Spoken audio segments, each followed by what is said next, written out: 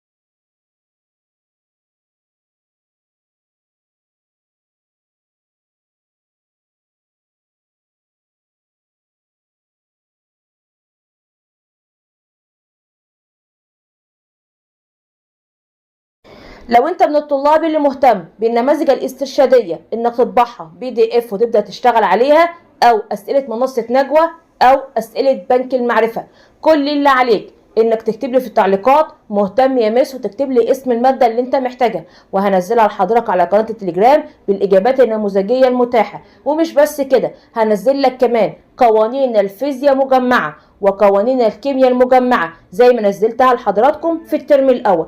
طلاب الواتساب ان شاء الله رب العالمين لو انتوا ايضا مهتمين معانا اكتب لي في التعليقات وهنزل المادة اللي انتوا محتاجينها على الواتساب. ما تنساش تعمل لايك، تشترك في القناة، وتابعونا الايام القادمة، عندنا اخبار كويسة جدا ولكن في انتظار التأكيد منها.